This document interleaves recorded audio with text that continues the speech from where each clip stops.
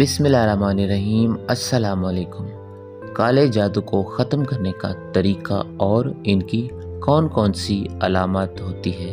سب سے پہلے ہم آپ کو ان کی علامات بتا دیں گے، پھر اس کے بعد آپ کو ان کو ختم کرنے کا طریقہ بتائیں گے۔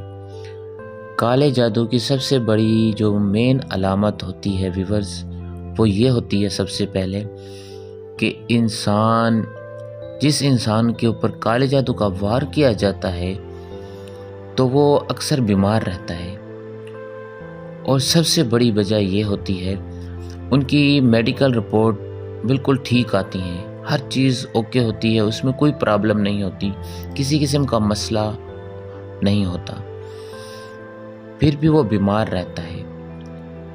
سب سے بڑی یہ علامت ہوتی ہے۔ یہ یاد رکھنا ضروری نہیں ہے کہ کالے جادو کا وار ہو، اگر کسی انسان کے اوپر جنات کا سایہ ہو تب بھی رپورٹ میں ایسے مسئلہ آئے گا۔ اور کالے جادو کی جو علامت ہوتی ہے، ان کی دل کی دھڑکن تیز ہو جاتی ہے، بلڈ پریشر ہائی یا لو ہو جاتا ہے، اور اکثر سر میں درد، دل کا گھبرانا، سر میں درد رہنا، چکر آنا، ٹھیک ہے نا، یہ بھی کالے جادو کی علامت ہوتی ہے۔ ڈاکٹر سے دوائی وغیرہ لینے کے باوجود بھی ٹھیک نہ ہونا، یہ کالا جادو اور جنات کا مسئلہ ہوتا ہے انسان کے اوپر، کیونکہ آپ نے کوشش کی ہوتی، ڈاکٹروں سے علاج کروا کے تھک جاتے ہیں، پھر بھی ٹھیک نہیں ہوتے۔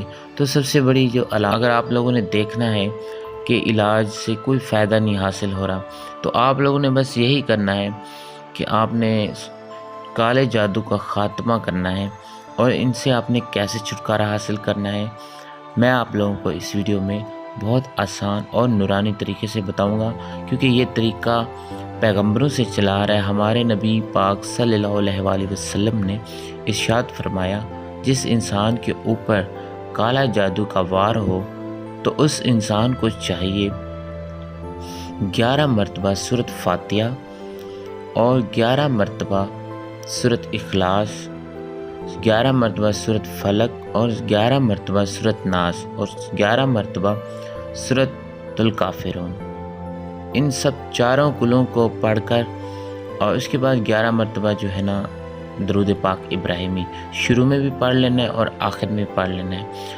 آپ کی مرضی ہے، آپ اپنے جسم کے اوپر دم کرو، اگر کوئی مریض ہے تو آپ اس کے جسم پر بھی پڑھ کر دم کر سکتے ہیں۔ شروع میں بھی درود پاک ابراہیمی پڑھنا، آخر میں بھی درود پاک ابراہیمی پڑھنا ہے۔ آخر میں پھر اس کے بعد آپ لوگوں نے اس انسان کے اوپر دم کرنا ہے جس کو جادو کا یا جنات کا مسئلہ ہو۔ اگر پانی پہ دم کر کے دینا چاہیں تو پانی پر بھی دم کر کے دے سکتے ہیں، تو وہ پانی دن میں 3 مرتبہ استعمال کرے گا۔ تو امید ہے کہ آپ کو سمجھ آ گئی ہوگی ویورز۔ ہماری یہ چھوٹی سی ویڈیو اچھی لگی ہو تو اسے لائک ضرور کر دیجیے گا، چینل پر نیو ہے تو چینل کو سبسکرائب کر دیجیے گا۔ ملتے ہیں نیکسٹ ویڈیو کے ساتھ، دعا میں یاد رکھیے گا۔ اللہ حافظ۔